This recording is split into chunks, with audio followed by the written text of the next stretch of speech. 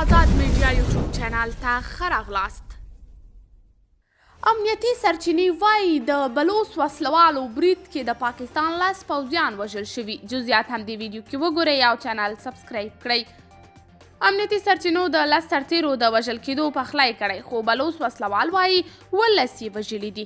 امنیتي سرچینې وایي د بلوچستان په کیچ سیمه کې د تېرې سې شنبې په ورځ په یوه برید کې د پاکستاني پوځ 10 سرتیري وژل شوي او 3 نور ژوبل شوي دي. د دغه برید مسؤلیت بلوڅ بیلتون پالې وسلوالې ډلې بلوڅ لیبریشن فرنټ یا د بلوڅانو د ازادۍ جبهې قبول کړی و.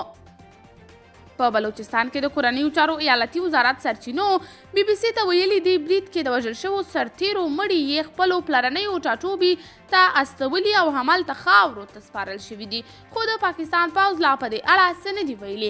د بلوڅانو د ازادۍ جبهې په کیچ سیمه کې د برید مسؤلیت د اعلان پر مهال ادعا کړې وه چې د برید کې یې 19 پاکستاني پوځیان وژلي دي. په بلوچستان ایالت کې له تېرې شاوخوا یوې نیمې لسیزې راهیسې ځینو بلوڅو د پاکستان ضد وسلواله مبارزه پیل کړې ده. قدرمنو لیدونکو، تاسې د دې موضوع په باب څه نظر لرئ؟ نظریات راسره کمنټ کې شریک، ویډیو لایک او چینل سبسکرایب کړئ.